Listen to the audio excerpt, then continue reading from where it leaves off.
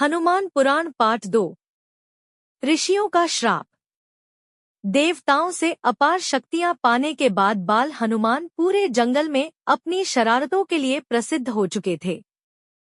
कभी वे विशाल वृक्ष उखाड़ देते तो कभी ऋषियों के आश्रम में उत्पात मचा देते। उन्हें अपनी शक्ति का अंदाजा ही नहीं था। एक दिन कई महर्षि गहरे ध्यान में तपस्या कर रहे थे। तभी वहां पहुंचे बाल हनुमान। उन्होंने खेल खेल में एक ऋषि की दाढ़ी खींच दी और दूसरे का कमंडल छुपा दिया। पूरी तपस्या भंग हो गई।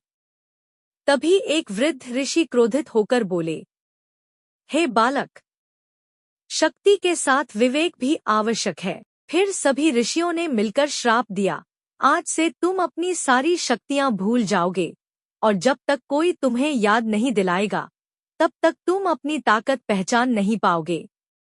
श्राप सुनते ही हनुमान शांत हो गए। लेकिन ऋषि जानते थे, समय आने पर यही बालक संसार का सबसे बड़ा रक्षक बनेगा। श्राप के बाद बाल हनुमान पहले जैसे चंचल नहीं रहे। अब वे घंटों जंगल में शांत बैठकर ध्यान करते। माता अंजना यह बदलाव देखकर आश्चर्यचकित थीं।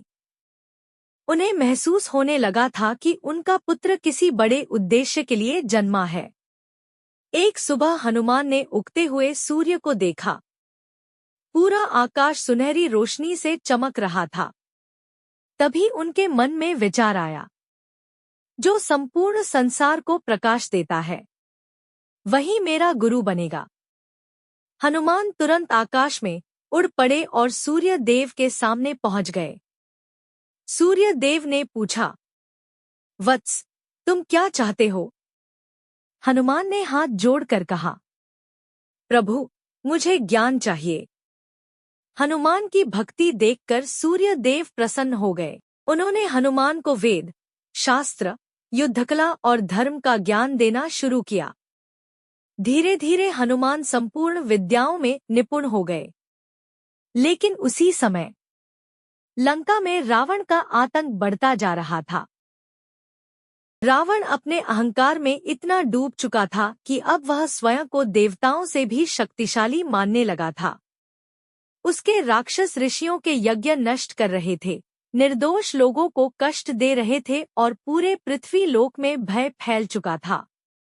देवता चिंतित होकर स्वर्गलोक में एकत्र हुए। इंद्रदेव बोले, यदि रावण को नहीं रोका गया तो तीनों लोक संकट में पड़ जाएंगे। तभी ब्रह्मा जी ने कहा, समय निकट है। भगवान विष्णु जल्द ही धरती पर अवतार लेंगे। उसी समय कैलाश पर्वत पर भगवान शिव ध्यानमग्न बैठे थे। उनकी आंखों में हल्की मुस्कान थी, क्योंकि वे जानते थे कि उनका अंश हनुमान जल्द ही अपने जीवन के वास्तविक उद्देश्य तक पहुंचने वाला है। इधर सूर्य देव से शिक्षा पूर्ण करने के बाद हनुमान ने गुरु दक्षिणा मांगते हुए कहा, गुरुदेव, मुझे आदेश दीजिए। सूर्य देव बोले, मेरे पुत्र सुग्रीव की रक्षा करना। सूर्य देव की बात सुनते ही हनुमान ने विनम्रता से अपना सिर झुका दिया। उनकी आंखों में गुरु के प्रति श्रद्धा साफ दिखाई दे रही थी। उन्होंने दृढ़ स्वर में कहा, गुरुदेव, मैं अपने प्राण देकर भी सुग्रीव की रक्षा करूंगा। सूर्य देव प्रसन्न हो गए। उन्हें पता था कि हनुमान केवल बलवान ही नहीं, बल्कि सच्चे भक्त और धर्म के रक्षक भी हैं। उसी दिन से हनुमान किष्किंधा की ओर प्रस्थान कर गए। घने जंगलों और ऊंचे पर्वतों को पार करते हुए वे उस वानर राज्य तक पहुंचे, जहां भविष्य उनका इंतजार कर रहा था।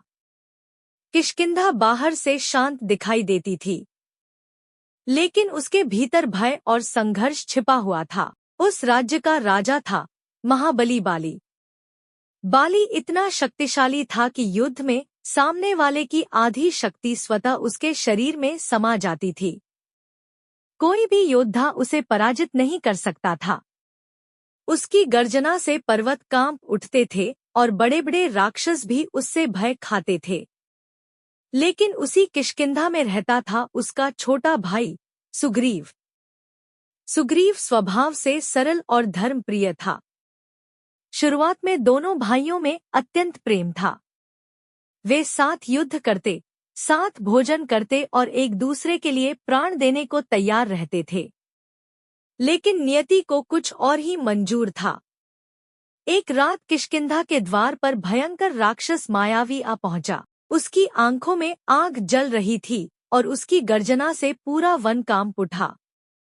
उसने बाली को युद्ध के लिए ललकारा। बाली क्रोध से भर उठा और तुरंत युद्ध के लिए निकल पड़ा। सुग्रीव भी अपने भाई के साथ गया। मायावी भागते भागते एक विशाल अंधेरी गुफा में घुस गया। गुफा इतनी भयावह थी कि भीतर से केवल अंधकार दिखाई देता था। बाली ने सुग्रीव की ओर देखा और कहा, मैं अंदर जा रहा हूं। यदि कई दिनों तक बाहर न आऊं तो समझ लेना कि मैं मारा गया। इतना कहकर बाली गुफा के भीतर चला गया। दिन बीत गए, फिर कई सप्ताह गुजर गए। सुग्रीव बाहर खड़ा अपने भाई की प्रतीक्षा करता रहा। अचानक गुफा के भीतर से भयानक चीख सुनाई दी। कुछ ही क्षणों बाद गुफा से रक्त बहने लगा।